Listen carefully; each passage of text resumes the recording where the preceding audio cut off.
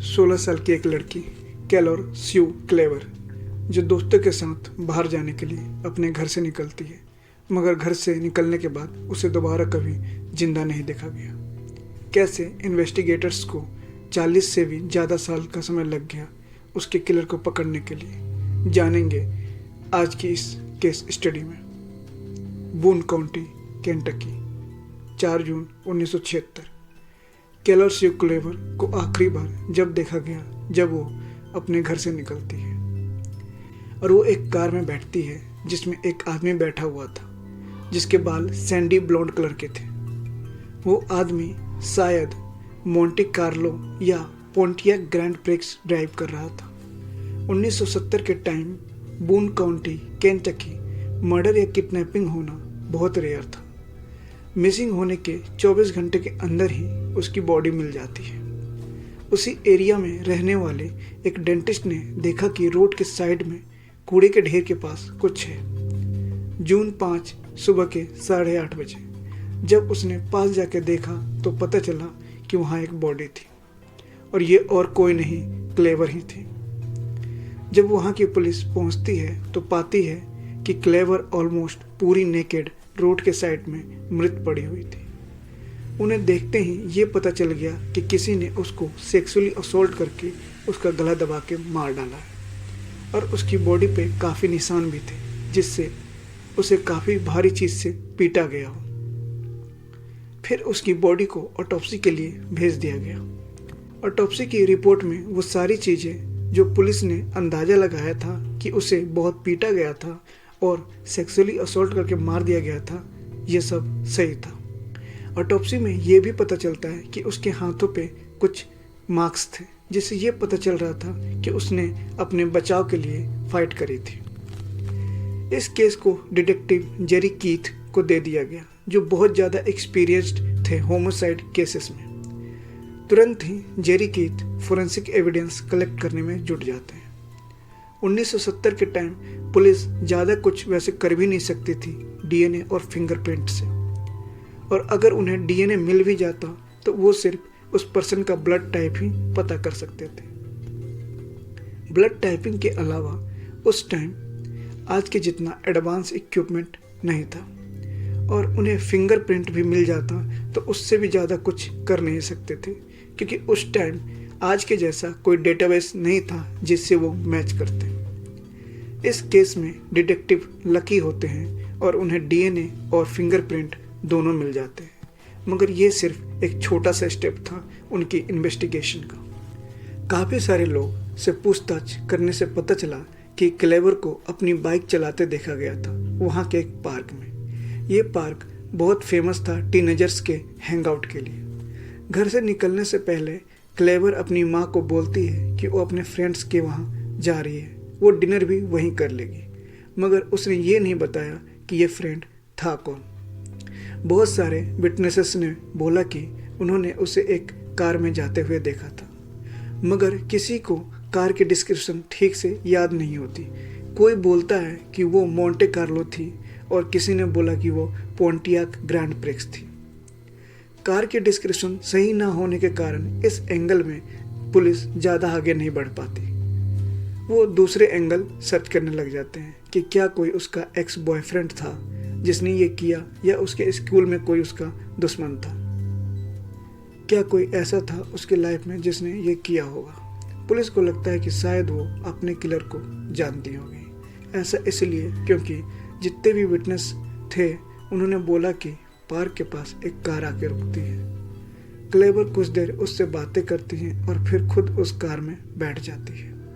उसे देख के ऐसा बिल्कुल नहीं लग रहा था कि उसे किडनैप करने की कोशिश की जा रही हो। मगर वो सैंडी ब्लॉन्ड हेयर वाला आदमी आखिर था कौन? सारे लोग यही जानना चाहते थे कि आखिर ये किसने और क्यों किया। क्यों कोई 16 साल की इनोसेंट लड़की को टारगेट करेगा? इन सारी बातों का जवाब इतनी जल्दी नहीं मिलने वाला था, ना ही 1 या 2 महीने में, ना ही 1 या 2 साल में और ना ही 4 साल में। इन सारी बातों का जवाब ढूंढने में केंटकी पुलिस को दशकों लग गए।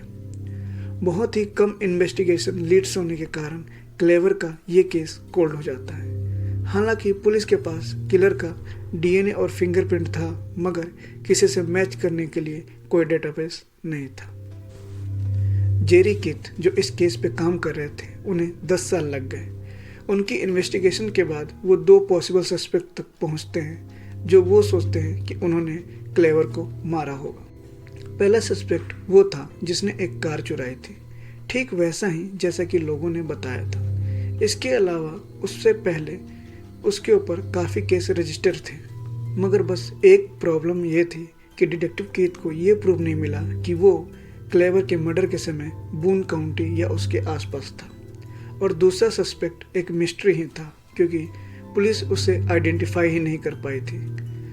जो विक्टिम थी उसने बताया कि एक रात एक आदमी उसके पास पार्किंग में आता है और उसे डरा धमका के सेक्सुअली असॉल्ट और टॉर्चर करता है। 2 घंटे बाद जैसे तैसे जब वो अपने घर पहुंचती है, फिर वो पुलिस को कॉल करती है।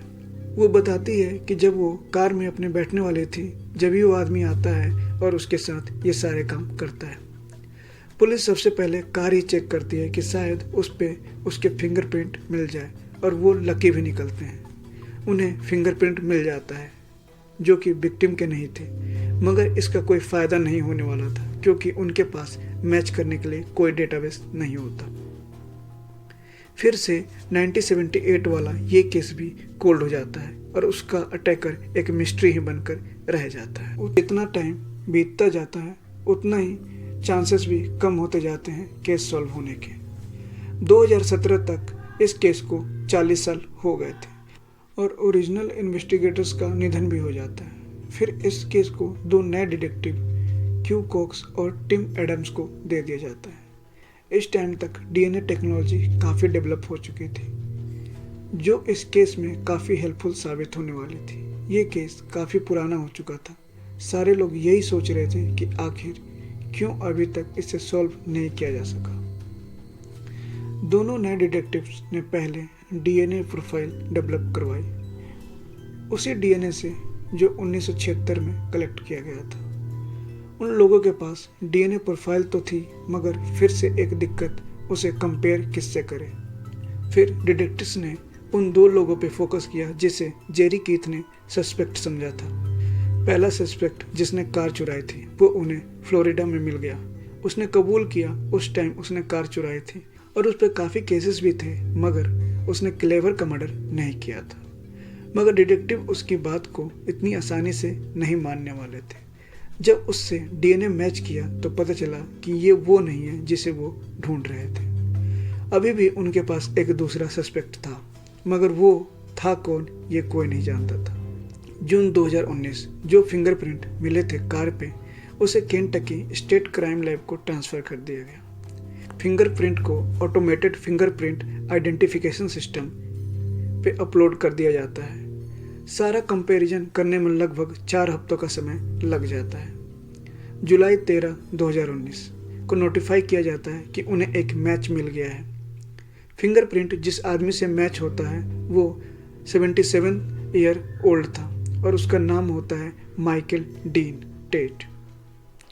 40 साल के बाद आखिर 1978 वाले केस का एक्यूज मिल जाता है, मगर क्या क्लेवर को भी 1976 में इसी ने मारा था?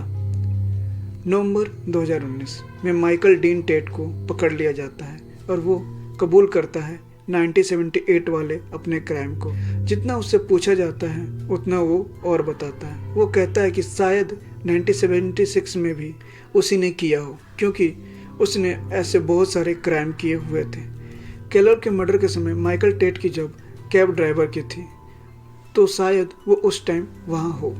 मगर इन सब बातों का आंसर माइकल को अरेस्ट होने के कुछ हफ्तों बाद मिला और जवाब था नहीं, ये आदमी नहीं था जिसने क्लेवर का मर्डर किया था। उसका डीएनए क्लेवर के क्राइम सीन के डीएनए से मैच नहीं करता और ये बहुत ही बड़ा सेटबैक था डिटेक्टिव्स के लिए कि इतने टाइम के बाद भी वो असली कातिल को नहीं पकड़ पाए।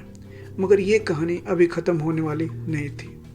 उन्होंने डीएनए को एक दूसरे प्राइवेट लैब में सेंड किया, जहां डीएनए जीनोलॉजी टेक्नोलॉजी की हेल्प से पूरी फैमिली ट्री बनाई जा सकती थी। इस लिस्ट में सारे लोग थे जिनका डीएनए सिमिलर था कातिल के डीएनए से। जब एक एक करके लिस्ट के सारे लोगों को डिटेक्टिव एलिमिनेट करते जाते हैं तो लास्ट में सिर्फ एक नाम बच जाता है और वो नाम था थॉमस। अब डिटेक्टिव्स डायरेक्ट उसके पास ना जाके उसके बायोलॉजिकल बच्चों के पास जाते हैं। उन्हें उनका डीएनए चाहिए होता मैच करने के लिए क्लेवर के केस से, और जब वो डीएनए मैच करते हैं तो परफेक्टली मैच हो जाता है थॉमस के डीएनए से, जिसने क्लेवर का मर्डर और रेप 40 साल पहले किया था। उसका जन्म 28 मई 1957 को हुआ था और वो परफेक्टली मैच कर रहा था उस डिस्क्रिप्शन से जो लोगों ने उस टाइम बताया था। उस टाइम वो 19 साल का था।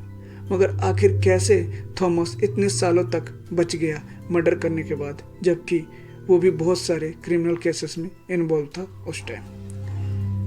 यहाँ तक कि उसे बून काउंटी में दूसरे मर्डर केस में सजा भी मिली थी जो उसने क्लेवर के मर्डर के 6 महीने बाद की थी, एक लड़के को गोली मार के। उसे उम्र कैद की सजा होती है मगर 7.5 साल बाद वो वापस आ जाता है। अफसोस कि क्लेवर को इंसाफ नहीं मिल पाता क्योंकि थॉमस दिसंबर 1990 में 33 साल की एज में पहले ही मर चुका था। इस वजह से उसे क्रिमिनली रिस्पॉन्सिबल कभी माना ही नहीं गया। उसकी बॉडी को निकाल के उसका डीएनए को अपलोड किया गया सिस्टम में ताकि पता चल सके कि उसने और कोई मर्डर तो नहीं किए थे। केंटकी का रूल था कि डीएनए अपलोड करने के लिए डीएनए सेम आदमी से ही कलेक्ट करने होंगे, इसलिए उसकी बॉडी को दोबारा निकाला गया था। क्लेवर को कभी इंसाफ नहीं मिल पाया और ये जानने के लिए कि उनकी बेटी को किसने मारा था उसके मम्मी पापा भी जिंदा नहीं थे। मगर क्या क्लेवर उस आदमी को जानती थी, ये अभी तक क्लियर नहीं हुआ।